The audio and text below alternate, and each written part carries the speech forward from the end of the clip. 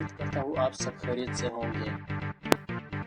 आप देख रहे हैं हमारा YouTube channel world of science. यहाँ पे हम साइंस रिलेटेड वीडियोस और लेक्चर्स शेयर करते हैं। व्यूअर्स, बायोलॉजी को मुख्तलिफ टेस्ट्स, कम्पिटिटिव एग्जाम्स और मेडिकल टेस्ट में बहुत ही अहम सब्जेक्ट्स के तौर पर देखा जा रहा है। इसलिए हमने अपने इस चैनल पर लेक्चर सीरीज़ का आगाज़ किया है। तो हम बेसिकली स्टार्ट करने वाले हैं बायोलॉजी को सेल से, और ये 9th और 11th स्टैंडर्ड्स का पहला चैप्टर है। तो आप सब व्यूवर्स से गुजारिश है कि हमारे चैनल को सब्सक्राइब कीजिए, साथ ही बेल आइकॉन पर भी क्लिक कीजिए ताकि आपको हमारी हर नई आने वाली वीडियोस की अपडेट्स बर वक्त मिलती रहे। इसके अलावा फेसबुक पर इसी नाम के साथ हमारा एक पेज मौजूद है जहां पर हम साइंस रिलेटेड मटेरियल्स और वीडियोस भी शेयर करते हैं। तो बगैर किसी टाइम वेस्ट किए हम अपने लेक्चर्स का आगाज़ करते हैं। हमारा टॉपिक है सेल, और सेल ये फंडामेंटल यूनिट ऑफ लाइफ है। तो आइए देखते हैं कि सेल क्या है। तो सबसे पहला जो क्वेश्चन हमारे पास सेल के बारे में आता है वो ये है कि व्हाट इज सेल। व्यूअर्स, आपको पता है कि cell is the basic structure and functional unit of living organisms. जैसे कि आप जानते हैं कि हर बड़ी चीज़ छोटे छोटे कंपोनेंट से मिलकर बनी है। तो जो लिविंग ऑर्गेनिज्म है उनकी जो सबसे छोटा कंपोनेंट है उसे हम सेल कहते हैं। यहाँ पे हमारे पास दो पॉइंट्स हमें देखने को मिलती है। एक है structural unit, basic structural unit, और जो दूसरा पार्ट है वो है functional unit of living organisms. मतलब ये है कि जो लिविंग ऑर्गेनिज्म है वो जिन छोटे छोटे कंपोनेंट्स या जो जिन छोटे छोटे यूनिट से मिलकर बनी है तो वो सेल है। इसके अलावा अगर हम बाकी चीज़ों को देखें तो जिसमें सेल प्रेजेंट नहीं होता तो उसे हम लिविंग ऑर्गेनिज्म नहीं कह सकते। इस पॉइंट्स को देखते हैं कि बेसिक स्ट्रक्चरल यूनिट का मतलब क्या है। तो दोस्तों, आपको पता है कि एक लिविंग ऑर्गेनिजम्स है तो वो मुख्तलिफ छोटे छोटे कंपोनेंट्स से मिलकर बना है, उसे हम सेल कहते हैं। फिर यही सेल क्या करता है, यही सेल कंबाइन होके टिश्यूज बनाता है, टिश्यूज मिलकर ऑर्गन्स बनाते हैं, ऑर्गन्स मिलकर ऑर्गन सिस्टम बनाते हैं, और मुख्तलिफ ऑर्गन सिस्टम के कम्बिनेशन से एक लिविंग ऑर्गेनिजम्स एग्जिस्टेंस शो करता है। इसके अलावा जो दूसरा पॉइंट है वो है फंक्शनल यूनिट।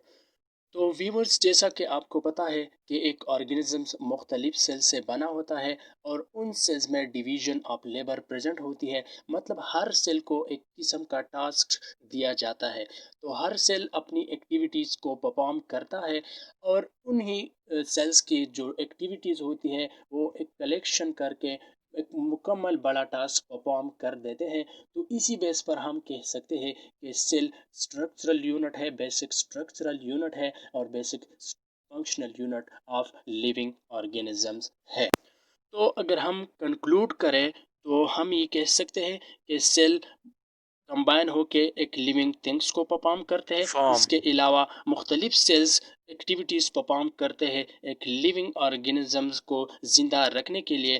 तो इसी चीज़ का नाम सेल है।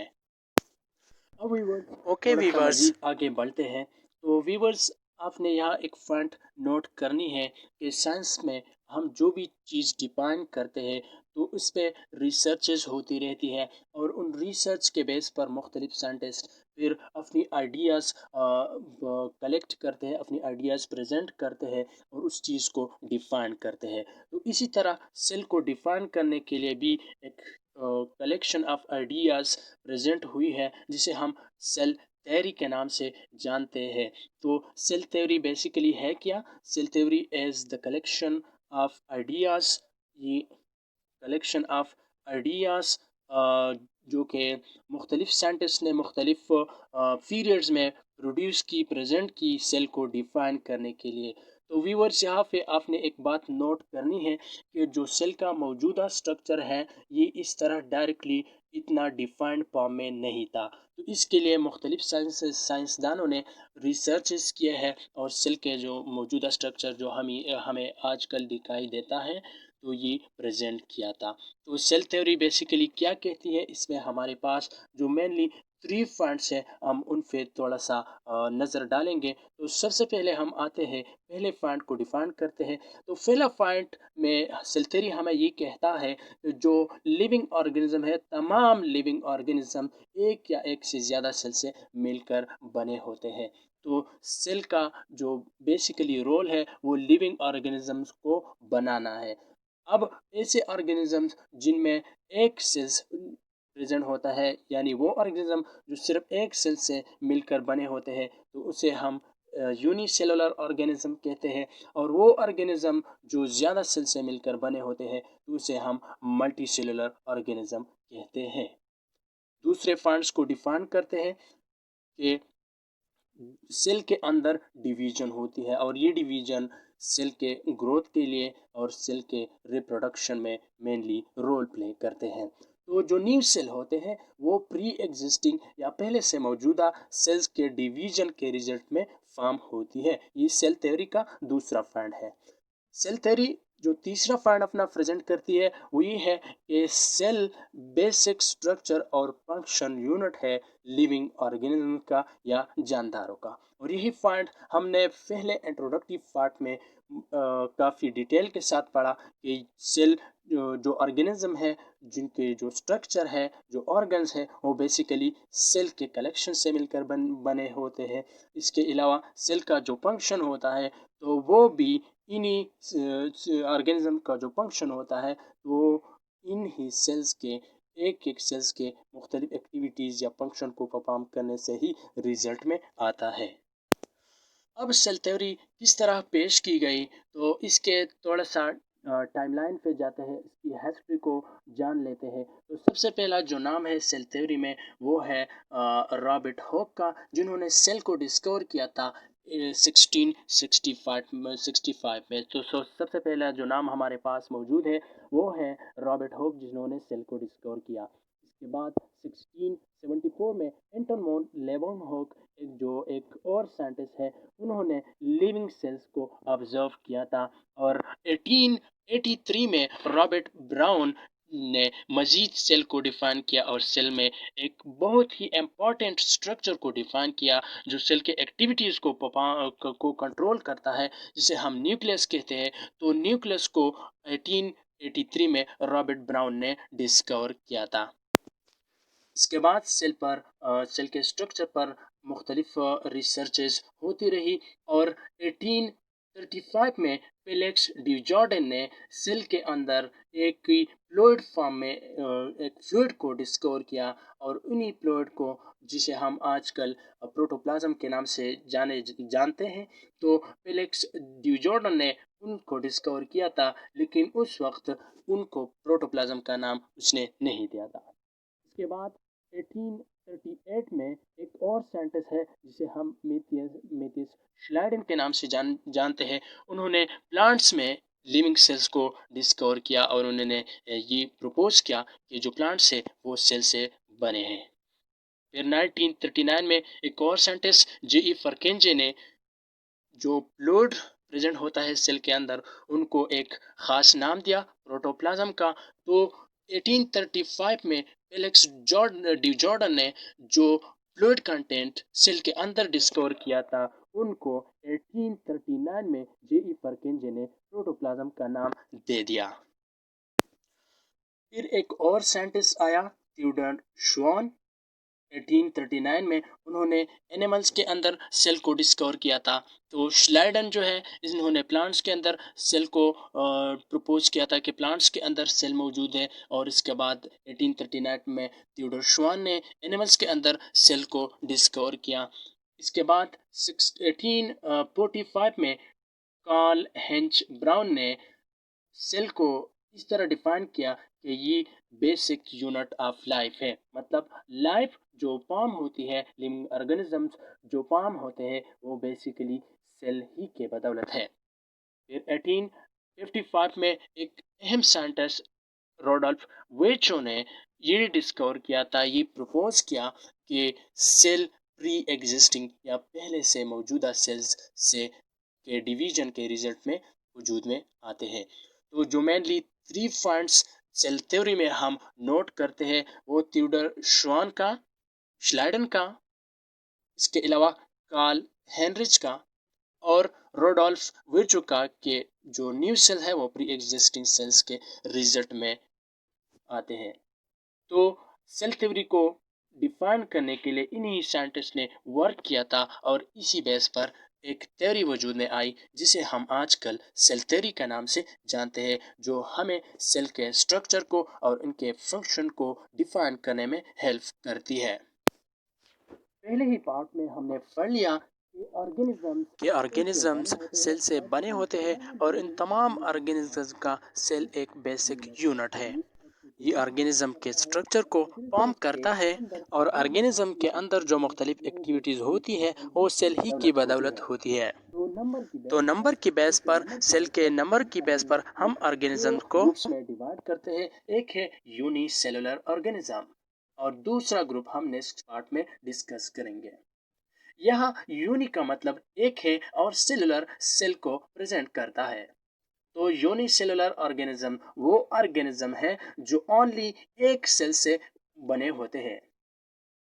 यहाँ आप फिगर में यूग्लिना, फेरामीशियम और येस्ट को देख सकते हैं। तो ये ऑर्गेनिज्म एक ही सेल से बने होते हैं और यही एक सेल्स लाइफ के तमाम एक्टिविटीज को परफॉर्म कर सकती है। तो इन ऑर्गेनिज्म को हम यूनिसेलुलर ऑर्गेनिज्म कहते हैं। मल्टी सेलुलर ऑर्गेनिज्म, मल्टी का मतलब है मैनी, सेलुलर का मतलब है सेल। तो वो ऑर्गेनिज्म जो एक से ज्यादा सेल से बने होते हैं, जो मैनी सेल से बने होते हैं, उन्हें हम मल्टी सेलुलर ऑर्गेनिज्म कहते हैं। अब हमारे इर्द गिर्द ज्यादातर ऑर्गेनिज्म जिससे हम बखूबी वाकिफ है वो हो ज्यादा सेल से बने होते हैं, तो वो मल्टी सेलुलर ऑर्गेनिज्म है।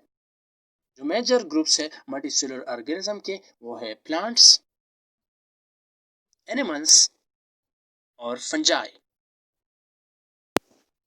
हमने जान लिया कि मल्टी सेलुलर ऑर्गेनिज्म एक से ज्यादा सेल से बने होते हैं, मैनी सेल से बने होते हैं। और इसी चीज को प्रूफ करने के लिए यहाँ एक फिगर में आपके सामने लाया हूँ, जिन्हें हमने अंडर द माइक्रोस्कोप की हेल्प से लिया है, मतलब माइक्रोस्कोपिक स्ट्रक्चर है। तो ये एक स्ट्रक्चर आप देख सकते हैं और यहाँ ग्रीन कलर में आपको मुख्तलिफ छोटे छोटे राउंडेड स्ट्रक्चर भी दिखाई दे रहे हैं। ये प्लांट्स का एक टिश्यू है और ये मुख्तलिफ सेल से बना हुआ है। हमने पहले ही पढ़ लिया कि प्लांट्स मल्टी सेलुलर ऑर्गेनिज्म है और यह आप इसे देख सकते हैं। दूसरे स्ट्रक्चर में आप एक एनिमल्स के मसल सेल को देख सकते हैं और मसल्स टिश्यू को देख सकते हैं जो एक से ज्यादा सेल से बना होता है। मतलब यही हुआ कि प्लांट्स और एनिमल्स मल्टी सेलुलर ऑर्गेनिजम्स है। अब हमने सेल को काफी जान लिया। अब आते हैं सेल के साइज को थोड़ा सा जान लेते हैं। सेल्स वेरी इन साइज, मतलब ये है कि सेल की जो साइज है उनमें मुख्तलिफ, मतलब ये है कि अगर हम सेल की साइज की बात करें तो हमें मुख्तलिफ साइजेस में मुख्तलिफ सेल्स देखने को मिलेंगे। अब कुछ ऐसे सेल्स होंगे जो बहुत ही छोटे किस्म के होंगे जिन्हें हम माइक्रोस्कोपिक सेल्स कहते हैं। इसके अलावा कुछ सेल्स की साइज बड़ी होगी, लार्ज इन साइज होंगे, जिन्हें हम मैक्रोस्कोपिक सेल्स कहते हैं। अब सेल की साइज को मेजर करने के लिए जो यूनिट हम यूज करते हैं वो है माइक्रोमीटर। और एक माइक्रोमीटर 1 डिवाइडेड बाय 1000 मिलीमीटर के बराबर होता है। अब डायग्राम में सेल की साइज को हम अगर मजीद डिटेल के साथ पढ़ेंगे तो आपको समझ में आ जाएगा। यहाँ आप इस पहले वाले डायग्राम में सेल्स को देख सकते हैं। ये सबसे छोटे सेल है, द मोस्ट स्मॉलेस्ट सेल, जिन्हें हम माइक्रोप्लाज्मा कहते हैं। इनकी साइज तकरीबन 0.1 माइक्रोमीटर होती है। अब आप इससे अंदाजा लगा सकते हैं कि ये कितनी छोटी होंगी। दूसरे फिगर में आप ऑस्ट्रिच का एक एग देख सकते हैं जो जिसकी साइज तकरीबन 80 सेंटीमीटर तक होती है और ऑस्ट्रिच का एक मुकम्मली इंडिपेंडेंट सेल है। तो हमने जान लिया कि सेल की साइज एक छोटा सा सेल जिसकी साइज 0.1 माइक्रोमीटर है और इसके बराकस अगर हम इनकी लार्जेस्ट साइज को देखें तो ये 80 सेंटीमीटर तक भी हमें देखने को मिलता है। ये तो हुई जनरल बात। अब आते हैं स्पेसिफिकली ह्यूमंस में डिपेंड करते हैं और जान लेते हैं कि ह्यूमन में सेल के साइज में कौन कौन सी वेरिएशंस पाई जाती है। पहले फिगर में आप एक स्पर्म को देख सकते हैं। ये ह्यूमन में सबसे स्मॉलेस्ट सेल है। इसकी साइज तकरीबन 5 माइक्रोमीटर तक होती है। दूसरे फिगर में आप एक एग या एक ओवम सेल को देख सकते हैं जो ह्यूमन में सबसे लार्जेस्ट सेल कंसिडर किया जाता है और इसकी साइज तकरीबन 120 माइक्रोमीटर तक होती है। इसके अलावा जो सबसे लॉन्गेस्ट सेल है वो नर्व सेल्स है। नर्व सेल्स जो नर्व इम्पल्सेस को कंडक्ट करने में हेल्प करती है तो इसी बेस पर वो सेल्स लॉन्गेस्ट होते हैं। इनकी साइज अप टू 1 मीटर तक भी हो सकती है। ये तो हो गई सेल की साइज की बात। अब आते हैं और सेल के शेप को जान लेते हैं।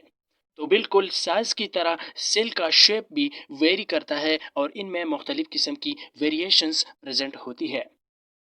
ये वेरिएशन सेल के मुख्तलिफ फंक्शंस की बेस पर होती है। अब कुछ सेल्स ऐसे भी होते हैं जैसे कि यूग्लिना है, अमेबा है। तो ये सेल्स अपने शेप को चेंज भी कर सकते हैं, लेकिन ज्यादातर जो सेल्स है उनकी शेप चेंज नहीं होती और इनकी एक फिक्स्ड स्ट्रक्चर होती है। अब ह्यूमंस या जो बाकी ऑर्गेनिज्म है उनमें सेल्स की शेप को डिफाइन करते हैं। तो ह्यूमन में जो ज्यादातर सेल पाई जाती है वो है आरबीसी। ये सेल्स सर्कुलर फॉर्म में होते हैं लेकिन इनकी जो शेप होती है वो बाइकनकेव होती है। बाइकनकेव शेप से इसका मतलब ये है कि इसके जो दोनों साइड्स होते हैं तो वो उभरे हुए होते हैं और सेंटर अंदर की जानिब दबा हुआ होता है और आरबीसी का यही स्ट्रक्चर इन्हें बारीक बारीक कैपिलरीज के अंदर फ्लो करने में हेल्प करता है। अब जो नर्व सेल्स ह्यूमन के अंदर होती है तो वो ब्रांच फॉर्म में होती है और ये ब्रांचेस इम्पल्सेस और सिग्नल को एक जगह से दूसरी जगह कंडक्ट करने में हेल्प कर देती है। ह्यूमन डब्ल्यूबीसी या जो वाइट ब्लड सेल होते हैं तो वो रेगुलरली अपनी शेप को चेंज कर सकती है। ये एडाप्टेशन इन सेल में इसलिए होती है कि एक फॉरेन पार्टिकल है या एंटीजन है और वो बॉडी पे अटैक कर देता है तो ये सेल अपने शेप को चेंज कर देती है और उन फॉरेन पार्टिकल को जो बैक्टीरिया या वायरस होते हैं उनको इनगल्फ कर देते हैं और उन्हें ख़त्म कर देते हैं। Structure of cell. वीवर्स, आपको पता है कि सेल के स्ट्रक्चर को डिटेल के साथ पढ़ने के लिए हमें एक आले या डिवाइस की ज़रूरत होती है और जैसा कि हम जानते हैं कि सेल छोटे छोटे होते हैं, इनकी स्ट्रक्चर स्मॉल होती है तो आमतौर पर इसे हम नेक्ड आई से नहीं देख सकते। अब सेल को देखने के लिए और उनमें मुख्तलिफ स्ट्रक्चर्स को स्टडी करने के लिए जो डिवाइस हम यूज़ करते हैं वो कहलाता है माइक्रोस्कोप। माइक्रो का मतलब है छोटा और स्कोप का मतलब है देखना। तो जैसे ही हम इसके ज़रिए छोटे छोटे चीज़ें देख सकते हैं, छोटे छोटे सेल्स और छोटे छोटे ऑर्गेनिज्म देखते हैं तो इसी वजह से इसे हम माइक्रोस्कोप कहते हैं। अब सेल के स्ट्रक्चर को डिफाइन करने के लिए हम टू टाइप्स ऑफ माइक्रोस्कोप को पढ़ेंगे। ये पहले वाले फिगर में आप एक माइक्रोस्कोप को देख सकते हैं जिसे हम कंपाउंड माइक्रोस्कोप कहते हैं। अब ये माइक्रोस्कोप आमतौर पर जो यूज किया जाता है वो यही होता है। इस माइक्रोस्कोप की जो मैग्निफिकेशन पावर होती है, जो सेल्स को बड़ा करने की पावर होती है, वो हो तकरीबन 2000 होती है। सेल के अंदर अब कुछ ऐसे स्ट्रक्चर्स भी होते हैं जो बहुत ही छोटे-छोटे होते हैं और इन्हें हम इस कंपाउंड माइक्रोस्कोप के ज़रिए से नहीं देख सकते।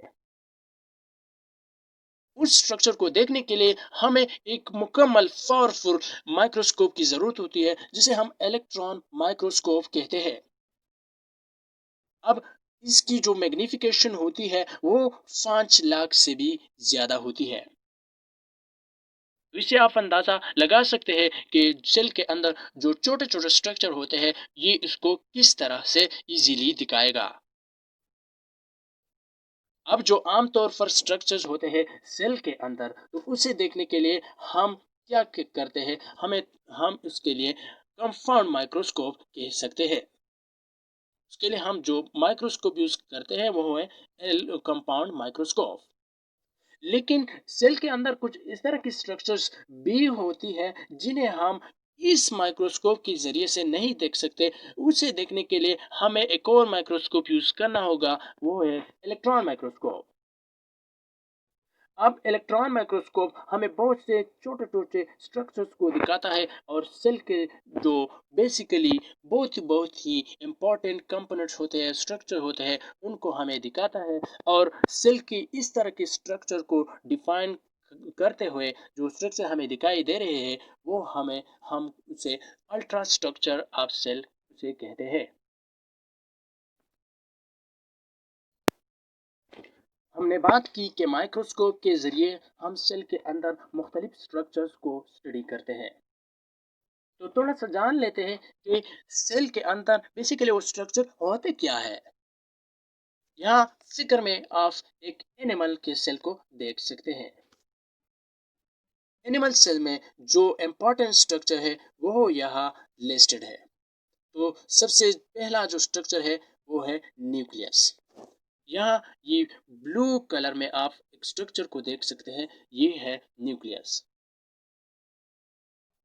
अब उन इस इन स्ट्रक्चर को हम बाद में मजीद डिटेल के साथ दूसरे लेक्चर में डिफाइन करेंगे, लेकिन बेसिकली यहाँ हम इसे उस पर एक छोटी सी नज़र डालते हैं कि कौन कौन से स्ट्रक्चर एक सेल के अंदर मौजूद होते हैं।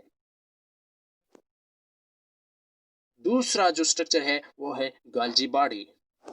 यहाँ जो ग्रीन पार्ट आपको दिखाई दे रहा है, जो फोल्डेड पाम में एक स्ट्रक्चर है, ये है गाल्जी बॉडी। इसके अलावा थर्ड स्ट्रक्चर जो है वो है वेजिकल। गाल्जी बॉडी के साथ बिल्कुल एक राउंड सेक लाइक स्ट्रक्चर आप देख सकते हैं, ये है वेजिकल। अब सेल के अंदर जाते हुए अगर हम बाहर से आते हैं, फर्ज करें ये एक घर की तरह है और हम इस पे एंटर होते हैं, तो प्लांट सेल में तो सेल वॉल प्रेजेंट होता है, लेकिन जो एनिमल सेल होता है तो उसकी सबसे आउटर कवरिंग जो होती है वो सेल मेम्ब्रेन होती है। अब सेल को मुख्तलिफ एक्टिविटीज परफॉर्म करने के लिए एक स्ट्रक्चर की भी ज़रूरत होती है और इसी स्ट्रक्चर को यहाँ आप देख सकते हैं माइटोकॉन्ड्रिया के तौर पर। ये स्ट्रक्चर जो रेड या ऑरेंज कलर में आपको दिखाई दिया गया है, ये है माइटोकॉन्ड्रिया।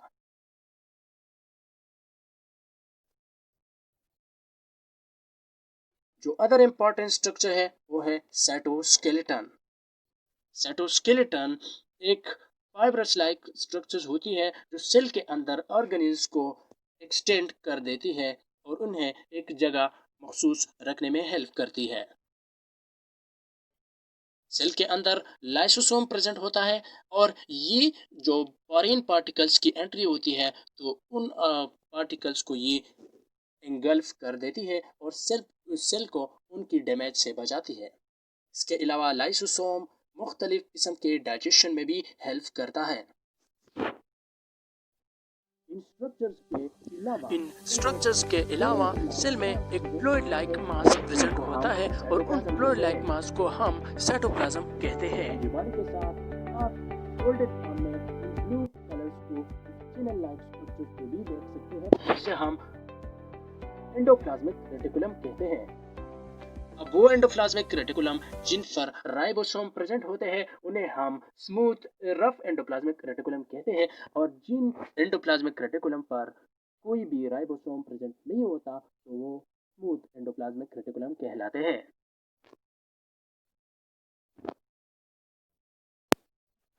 एनिमल सेल की तो बात हो गई, अब थोड़ा सा प्लांट सेल को भी जान लेते हैं।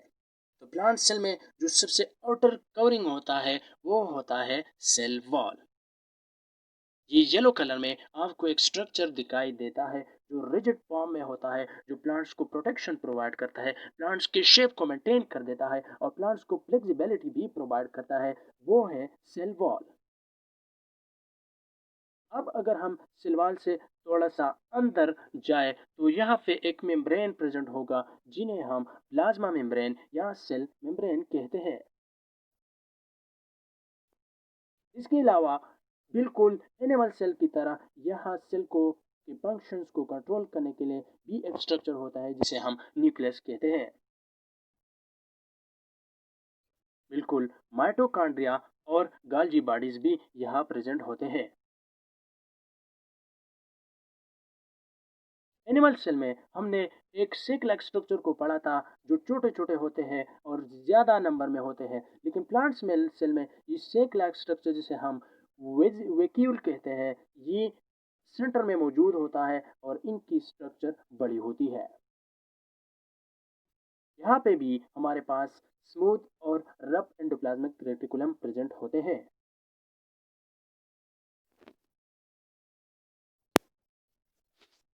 Bacterial cell.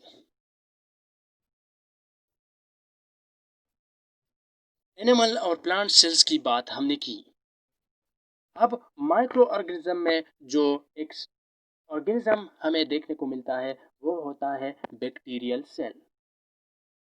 अब बैक्टीरिया को हम नॉर्मली इन्फेक्शियस से रिलेट करते हैं। अब इसके स्ट्रक्चर से हमें पता चलेगा कि ये किस तरह एक डेवलप्ड स्ट्रक्चर होता है और इन्फेक्शंस में इनको हेल्प कर देता है, तो इसके स्ट्रक्चर से हमें अंदाज़ा हो जाएगा। बैक्टीरियल सेल में जो सबसे आउटर कवरिंग होते हैं जिसे हम सेल वॉल कहते हैं, ये रिजिड होता है और बैक्टीरिया को डैमेज होने से और मुख्तलिफ किस्म के जो केमिकल्स होते हैं सेल के अंदर उससे प्रोटेक्ट करने में बैक्टीरिया को हेल्प कर देती है। सेल वॉल के अंदर अगर हम देखें तो रेड फॉर्म में हमें एक और लेयर नजर आती है। ये होता है सेल वॉल। जो आउटर स्ट्रक्चर ने हमने पढ़ी, ये जो रिज स्ट्रक्चर होता है ये कैप्सूल होता है और ये प्लांट सेल और एनिमल सेल में प्रेजेंट नहीं होता, लेकिन बैक्टीरियल सेल में ये एक और एडिशनल लेयर है। कैप्सूल और सेल वॉल के अंदर से अंदर अगर हम जाए तो यहाँ पे एक येलो कलर में एक और लेयर हमें नजर आती है और इस लेयर को हम प्लाज्मा मेम्ब्रेन कहते हैं। अब ये तीनों लेयर्स एक फ्लूइड लाइक स्ट्रक्चर को कर देती है जिसे हम साइटोप्लाज्म कहते हैं। इस साइटोप्लाज्म में हमें ये जो छोटे छोटे ब्लू कलर में स्ट्रक्चर्स दिखाई देते हैं, ये फूड ग्रेन्यूल्स है। इसके अलावा ये जो रेड फॉर्म में एक स्ट्रक्चर आपको दिखाई दे रहा है ये है न्यूक्लियाइड। अब जेनेटिक मटेरियल बैक्टीरिया में तो प्रेजेंट होता है, लेकिन ये मुकम्मल तौर पर एक एनवलप के अंदर नहीं होता, इसीलिए हम इसे न्यूक्लियस नहीं कह सकते। और बेसिकली इस पर जो मेम्ब्रेन प्रेजेंट नहीं है, ये जो मेम्ब्रेन मिस कर रही है, तो बेसिकली इसी वजह से बैक्टीरिया को हम प्रोकैरियोटिक ऑर्गेनिज्म कहते हैं। अब प्रोकैरियोटिक ऑर्गेनिज्म वो ऑर्गेनिज्म होते हैं जिनमें मेम्ब्रेन बाउंडेड न्यूक्लियस और मेम्ब्रेन बाउंडेड ऑर्गेनिज प्रेजेंट ही होते हैं। तो यहाँ पे आपको राइबोसोम्स भी दिखाई दे रही होंगी, लेकिन ये जो राइबोसोम है, ये जो स्ट्रक्चर आपको दिखाई दे रहा है, ये भी मेम्ब्रेन बाउंडेड नहीं होगा। इस न्यूक्लियाइड के अलावा यहाँ इसमें एक और एडिशनल डीएनए भी प्रेजेंट होता है जिसे हम प्लाज्मिड डीएनए कहते हैं। बैक्टीरियल सेल में अगर हम आउटर लेयर को देखें तो यहाँ छोटे छोटे फिंगर लाइक स्ट्रक्चर जो उनके कैप्सूल से उभरे हुए होते हैं, जिन्हें हम फेलाई कहते हैं, प्रेजेंट होती है।